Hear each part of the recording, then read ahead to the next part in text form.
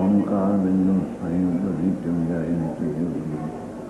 रामनभूषण ओंकाराय मंगलम भगवान मंगलम कुंकुमाय नमस्कार स्वाहाय स्वाहाय भवाय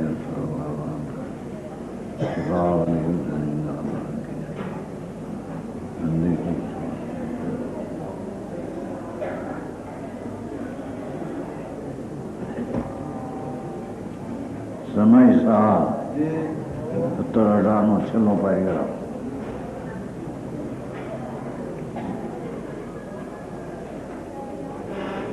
હિન્દીમાં ચાલ્યો તો થોડું બેન દીકરી ઓછું સમજાવે તો વધારે સ્પષ્ટ. પરંતુ જ્યારે આવો અનુભૂતિ ભગવાન આત્મા કેવો છે પ્રભુ અંદર અનુભૂતિ સ્વરૂપ ભગવાન આત્મા અનુભવ થઈ શકે એવો ભગવાન આત્મા છે. આ હિન્દીમાં ચાલ્યું છે. આ આત્મા અંદર એવો છે સર્વજ્ઞ પરમેશ્વર જિનેશ્વર દેવ એની દેવ ધનીમાં એ આવ્યું હતું. તે સિદ્ધાંત સંતોએ તેની રચના કરી.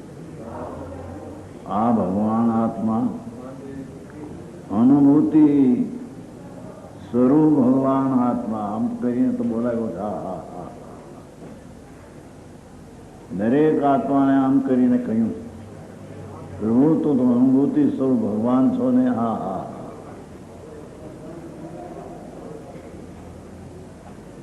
આ બાબા ગોપાલ બાળકથી માંડીને વૃદ્ધને સૌને સદાકાળ સ્વયં એટલે પોતે જ અનુભવમાં આવતો હોવા છતાં હા હા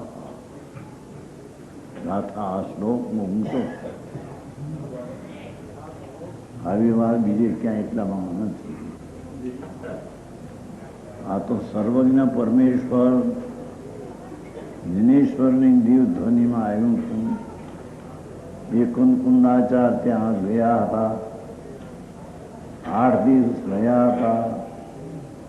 એમાંથી અંતરનો માલ જે માખણ એ ભગવાન પાસે સાંભળ્યું અને કેટલીક ચર્ચા શુદ્ધ કેવળીઓ મુનિઓ સાથે કરી. ભગવાનની દિલધની તો ટાઈમસર આવે, આગી પાછી હોય નહીં. પછી કોઈ શંકા સમાધાન હોય એ શુદ્ધ કેવળીઓ હત પાસે સમાધાન થયા.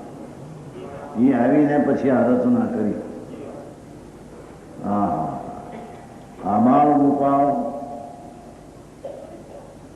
આ બાળ એટલે બાળકથી માંડી અને વૃદ્ધને સદાકાળ સૌને સદાકાળ પોતે જ અનુભવમાં આવતો હોવાથી. હા હા શું કહે છે?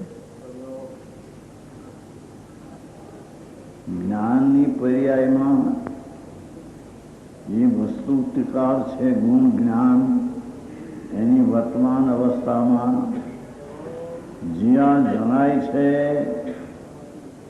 એ જણાતું નથી. ખરેખર તો પોતાની પર્યાય જણાય છે. અહીં તો એથી વિશેષ કહે છે. આ તો વ્યવહાર છે. આ બધું જણાય છે એમ જેની ભૂમિકામાં જણાય છે, જેની સત્તામાં, જેના હોવાપણામાં આ છે એવું જણાય છે તે જ્ઞાનની પર્યાય છે. એ વસ્તુ નથી એમાં. હા જેના પ્રકાશના સત્તામાં પર્યાયમાં હો દ્રવ્યગુણની વાત નહીં.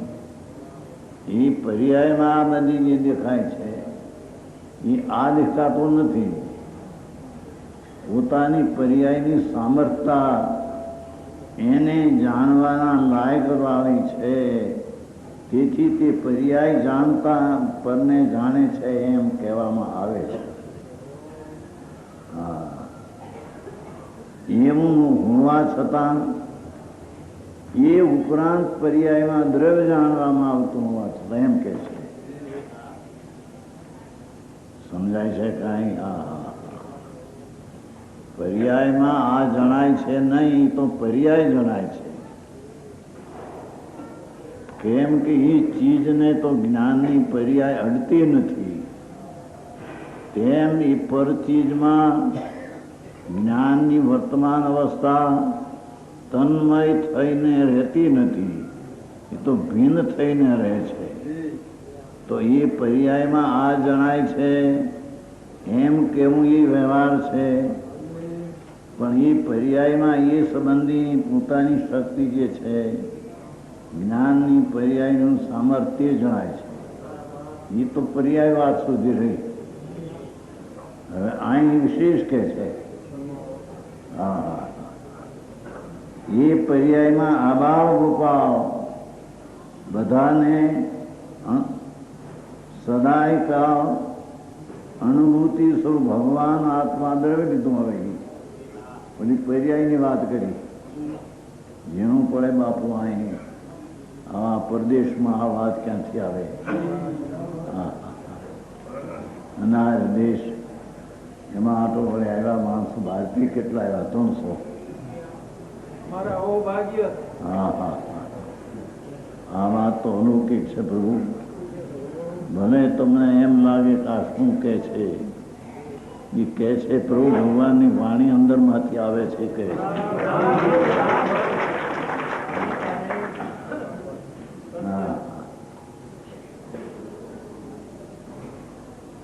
પર્યાયમાં પણ જ્યારે આ જણાતું નથી પણ પર્યાય જણાય છે. પણ એ ઉપરાંત ત્યાં પરમાત્મા એમ ફરમાવે છે કે પ્રભુ તારી પર્યાયની એવી તાકાત છે કે એકલી પરપ્રકાશક જાણે છો એટલી તાકાત નહીં.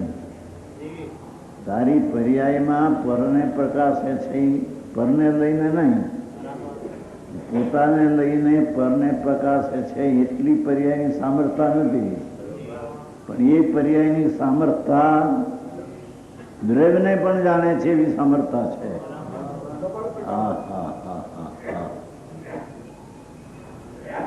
આ બહેનો દીકરીઓને કહે હિન્દી ઠીકા લાવ્યું હતું ને, ન સમજાય તો ફરીને જઈએ. એ તો ફરીને આવે તો કંઈક નવું તો આવે તમને. કે પ્રભુને કે છે એમ કીધું ને, અનુભૂતિ સ્વરૂપ ભગવાન આત્મા એમ કહ્યું.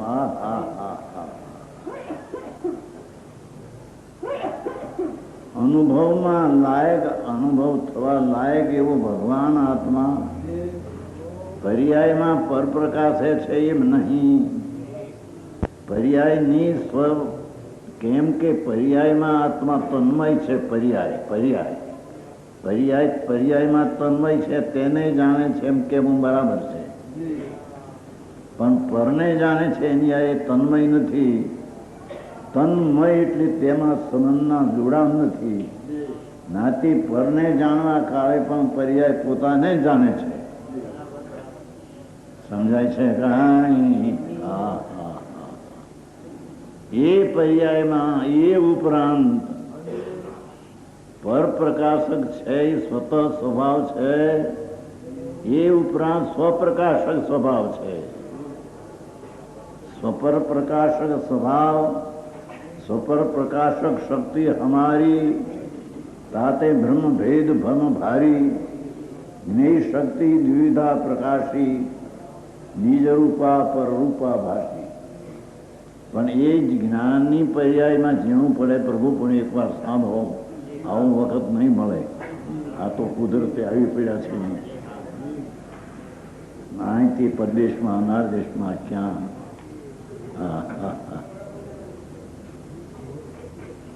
ભગવાન આત્મા એની પર્યાયની સામર્થ્ય પરને જાણવાની નહીં, પરને પર સંબંધી જાણવાની પોતાની તાકાત છે, તેને એ જાણે છે.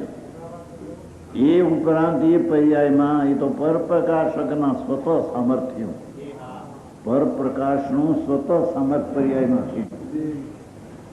પણ એ પર્યાયમાં સ્વતઃ સામર્થ, સ્વદ્રને જાણવાનું પણ સામર્થ છે.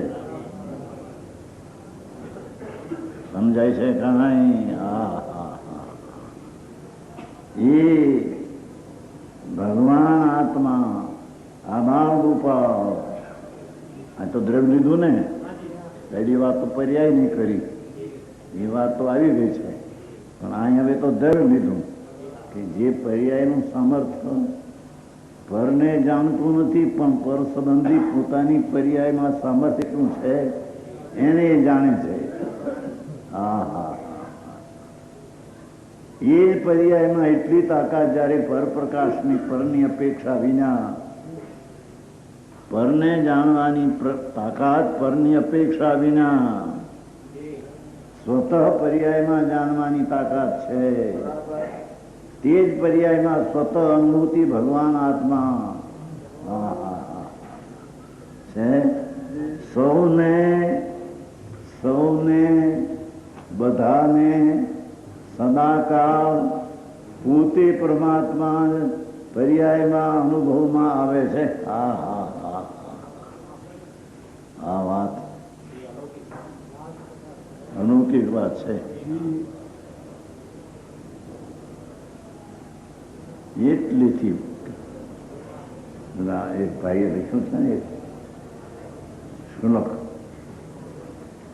આવતા ત્યાં સાંભળવા. બહુ બુદ્ધિ ઓછી હતી, પણ ટૂંકું પ્રેમ બહુ હતો, તો ઉજળી ગયા. પછી એને ટૂંકું ટચ કર્યું હતું. પરથી ખસ સોમાં વશ, એ ટૂંકું ટચ તારે માટે બસ.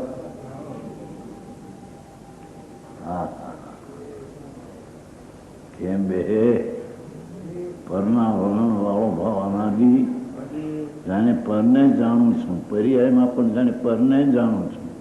ભગવાન વાત અને આકરી પડશે, પણ વસ્તુનું સ્વરૂપ આવું છે. આ તો ત્રણ લોકના નાથ, સર્વજ્ઞ દેવ, પરમેશ્વરની શ્રી મુખે નીકળેલી દિવ્યધ્વનિ, એનો આ સાર છે. આ સમય સાર એમાં આ કહેલું હતું. અરે એક જ ગાથા બસ છે ને.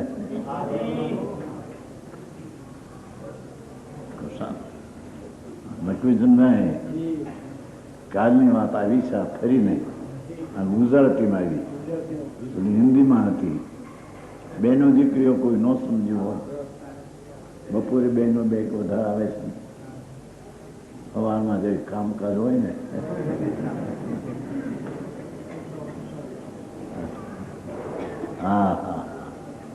માતાઓ બેન દીકરીઓ બધા ભગવાન છે, અંદર તો ભગવાન સ્વરૂપ છે. બેને કહ્યું નહીં, અમે તો બધાને ચૈતન સિદ્ધ સ્વરૂપ જોઈએ છીએ. એને ગમે તે માનતો હોય એના આત્માને, પણ અમે તો પર્યાય બુદ્ધિ ગઈ છે અમારી, એથી એની પર્યાય બુદ્ધિ વાળા ન જોતા એનો ચૈતન સિદ્ધ ભગવાન આત્મા છે તેમ તે દેખાય છે. એ પણ પર્યાયમાં પરનું જાણવું થાય છે. પરદ્રવ્ય શુદ્ધ ચૈતન ભગવાન એનું જાણવું એ પણ પર્યાયમાં. પર્યાય સમજાય છે, અવસ્થા.